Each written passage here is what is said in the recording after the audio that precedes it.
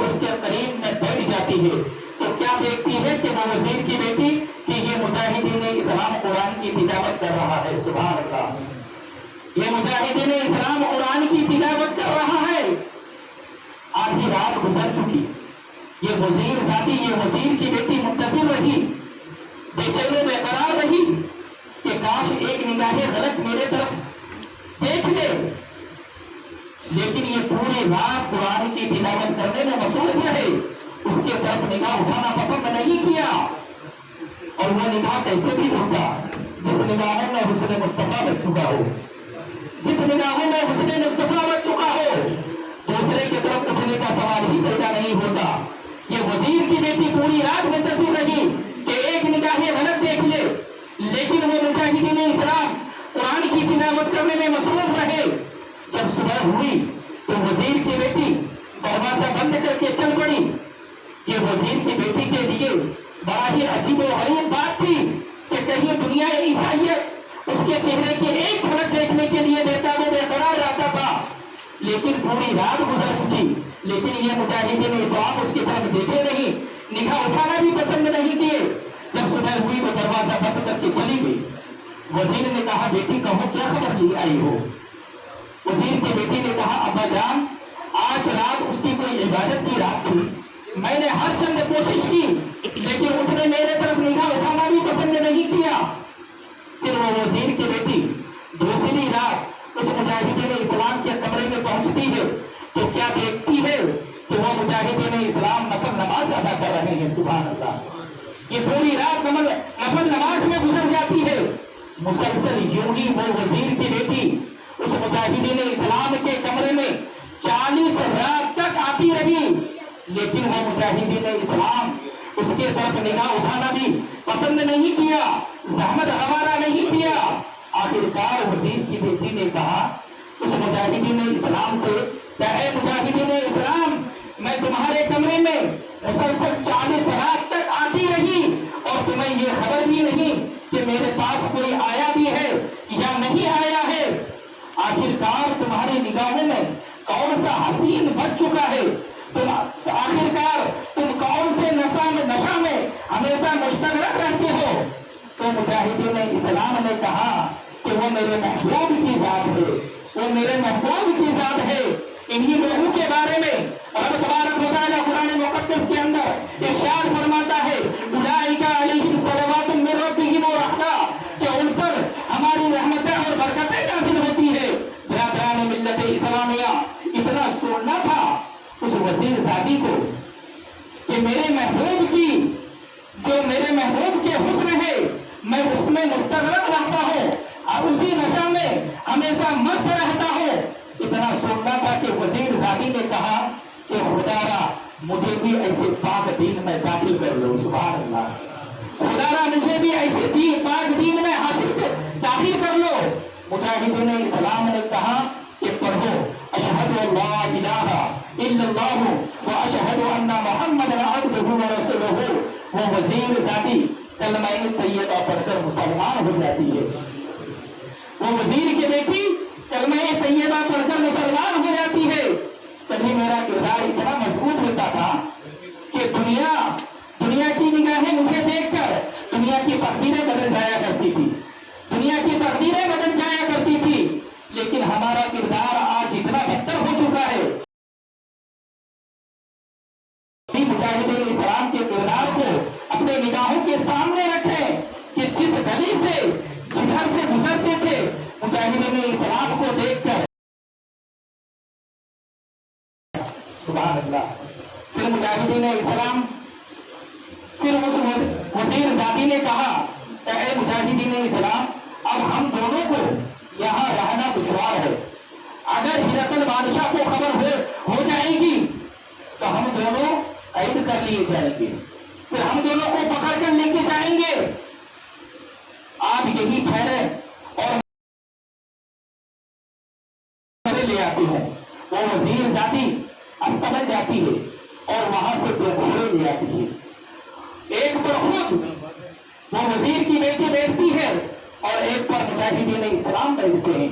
پورے رات گھوڑے دوڑاتے رہتے ہیں. جب فجر کا وقت ہوتا ہے اور مسجد کے مؤذن حی علی الصلاۃ اور حی علی الفلاح کی صدائیں بلند کرتا ہے، اس مجاہدین اسلام کے کانوں سے ٹکراتی ہے۔ مجاہدین اسلام اپنے گھوڑے کو روکتے ہیں، نماز کے لیے رکتے ہیں۔ جب نماز کے لیے رکتے ہیں تو پیچھے جب مڑ کر دیکھتے ہیں تو کیا دیکھتے ہیں کہ ایک لشکر گرد و غبار اڑاتا ہوا ہم لوگوں کی طرف چلی آ رہا ہے۔ وہ وزیر کی بیٹی کہنے لگتی ہے شاید ہرقل بادشاہ کو خبر ہو چکی ہے، اب ہم دونوں گرفتار کر لیے جائیں گے۔ لیکن مجاہدین اسلام نے کہا کہ آنے دو، بھیڑیوں کی جماعت کے لیے ایک ہی شیر کافی ہوا کرتا ہے، آنے دو۔ تو کیا دیکھتے ہیں کہ دیکھتے ہی دیکھتے جب وہ گرد و غبار قریب آیا تو کیا دیکھتے ہیں کہ وہ دونوں بھائی کو جن جلادوں نے تیل کے کہے میں ڈال دیا گیا تھا، وہ دونوں بھائی گھوڑے پر سوار ہو کر کے اس کے قریب آتے ہیں اور آ کر کے سلام عرض کرتے ہیں۔ جب سلام کرتے ہیں تو یہ دونوں تعجب میں پڑ جاتے ہیں کہ یہ ان دونوں کو تو قتل کر دیا گیا تھا، اس گاڑی میں ڈال دیا گیا تھا، وہ لوگ کیسے ہمارے پاس آ چکے، کیسے پہنچ گئے ہیں؟ تو مجاہدین اسلام وہ دونوں بھائی نے کہا کہ بھائی تعجب کرنے کی کیا بات ہے، کیوں حیرت کی نگاہ سے دیکھ رہے ہو؟ کیا تمہیں رب تبارک و تعالیٰ کا وہ اعلان معلوم نہیں ہے کہ رب تبارک و تعالیٰ قرآن کریم کے اندر ارشاد فرماتا ہے کہ وَلَا تَقُولُوا لِمَن يُقْتَلُ فِي سَبِيلِ اللَّهِ أَمْوَاتٌ بَلْ أَحْيَاءٌ عِندَ رَبِّهِمْ يُرْزَقُونَ، کہ جو لوگ اللہ کی راہ میں قتل کیے جاتے ہیں وہ مردہ نہیں ہے بلکہ وہ زندہ ہے اور انہیں جاویدانی زندگی حاصل ہو جاتی ہے۔ تو برادران ملت اسلامیہ، میرے بھائی، ہم دونوں تو اس لیے تمہارے پاس پہنچے ہیں کہ ہم دونوں تمہارے نکاح کرا دیں تاکہ ہرقل کے ظلم و ستم کہیں تمہیں اسلام چھوڑنے پر مجبور نہ کر دیں۔ تو نتیجہ یہ نکلا کہ جو استقامت علی ایمان، جو استقامت علی ایمان پر رہتا ہے انہیں جاویدانی زندگی حاصل ہو جاتی ہے اور ہمیشہ ہمیشہ کے لیے زندگی حاصل ہو جاتی ہے۔ اور برادران ملت اسلامیہ، اور یہ دونوں جو ہے دونوں نکاح پڑھ کے دونوں ایک دوسرے کے ساتھ اپنی زندگی گزارنے لگتے ہیں۔ برادران ملت اسلامیہ ہے، اس لیے رب تبارک و تعالیٰ قرآن کریم کے اندر ارشاد فرماتا ہے ان الذین قالوا ربنا اللہ ثم استقاموا تتنزل علیہم الملائکہ، کہ بے شک جنہوں نے کہا کہ ہمارا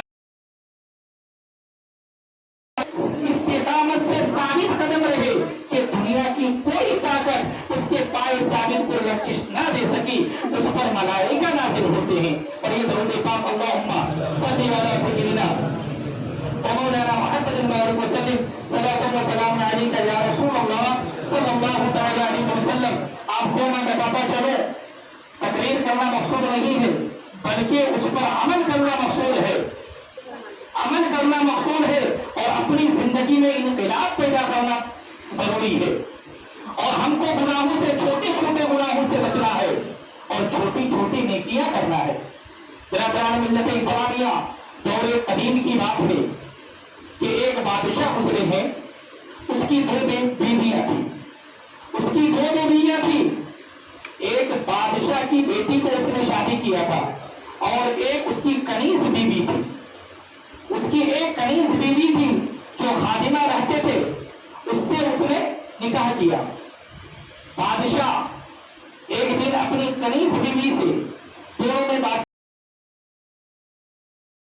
کہنے لگا، بادشاہ کہ میری بیوی ذرا تم یہ بتاؤ، تم میرے چہرے کو چہرے سے کیسا لگ رہا ہوں؟ آج میں چہرے سے کہا کہ آج تم چہرے سے مجھے جہنمی لگ رہے ہو۔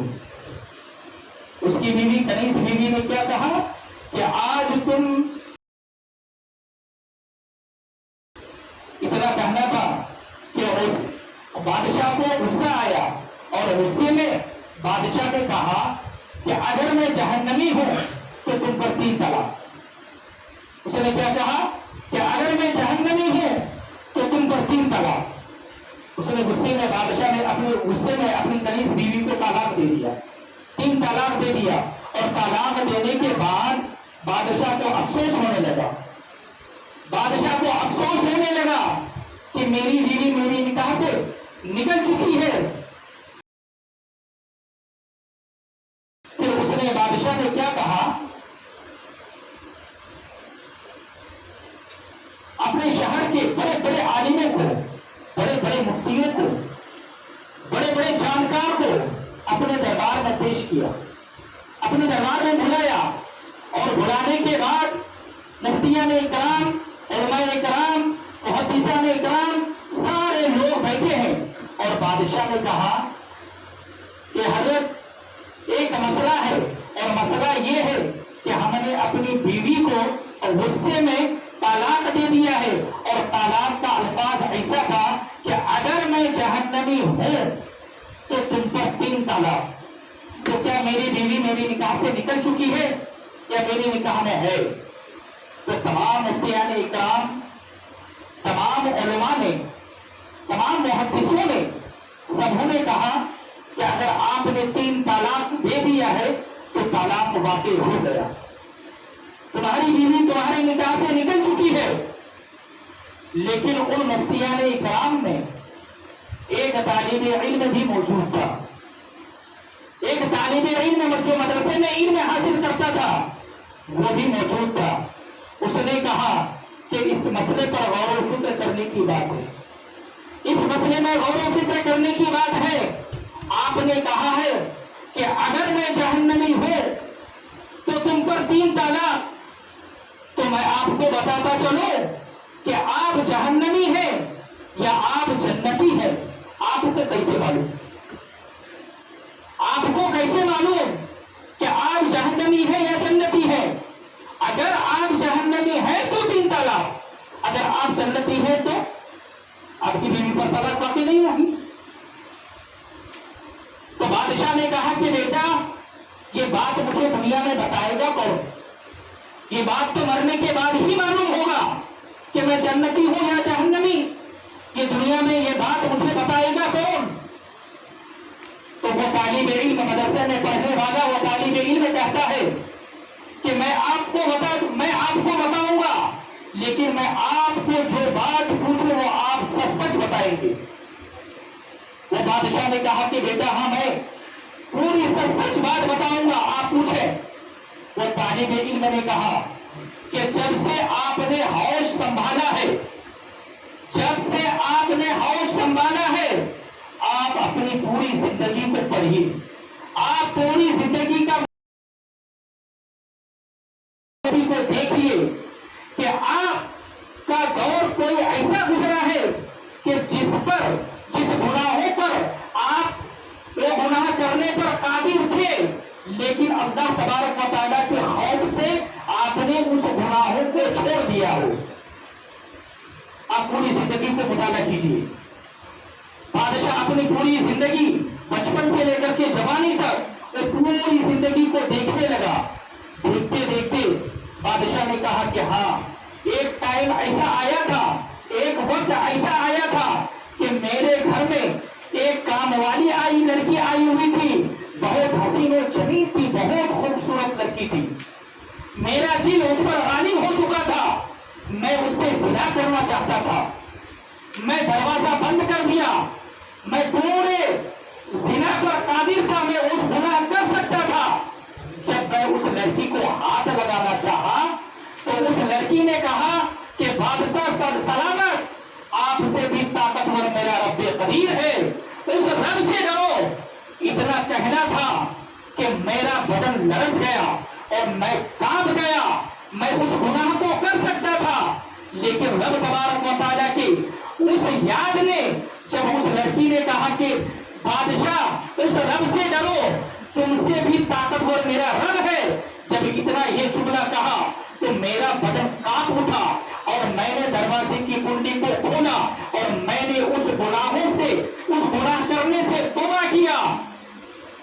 اور میں بالکل اس گناہ کو کر سکتا تھا, لیکن قدرت رہنے کے بعد اللہ کے خوف سے میں نے اس گناہوں کو چھوڑ دیا. پھر اس طالب علم نے کہا کہ اگر آپ ایسا حقیقت میں کیے ہیں تو رب تبارک و تعالیٰ ارشاد فرماتا ہے کہ جو گناہ کرنے پر قادر رہتا ہے, جو گناہ کر سکتا ہے اور میرے ڈر سے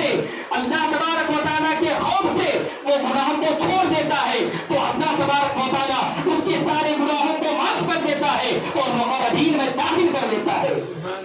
تو لہذا آپ جنتی ہے اور جنتی کے لسٹ میں آپ کا نام لکھ چکا ہے. آپ پر آپ کی بیوی جو ہے حلال ہے اور اس پر طلاق واقع نہیں ہوا ہے. آپ جنتی ہیں. برادران ملت اسلامیہ، وہ طالب علم، وہ بتانے والا کوئی عام انسان نہیں بلکہ اپنے وقت کا امام شافعی رحمۃ اللہ تعالی علیہ تھے. وہ شافعی رحمۃ اللہ تعالی علیہ تھے. تو کہنے کا مقصد اور منشا یہ ہے کہ جو بھی انسان، اگر آپ گناہ کرنے جا رہے ہیں اور آپ اس گناہ کو کر سکتے ہیں لیکن اللہ تبارک و تعالیٰ کے خوف سے اگر آپ نے اس گناہ کو چھوڑ دیا ہے تو اللہ تبارک و تعالیٰ آپ کی پچھلے گناہوں کو معاف فرما دیتا ہے اور آپ کو جنتی کے لسٹ میں آپ کا نام درج ہو جاتا ہے. تو آپ جب بھی گناہ کرنے چاہے، اگر آپ کا دل جب بھی رغبت کرے کہ گناہوں کی طرف مائل ہو جائے تو رب تبارک و تعالیٰ کو یاد کر لینا اور اس گناہوں سے توبہ کر لینا. انشاءاللہ تبارک و تعالیٰ اللہ تبارک و تعالیٰ یہاں بھی آپ کو کامیابی عطا فرمائے گا اور حشر کے میدان میں بھی، قبر میں بھی آپ کو کامیابی سے نوازے گا.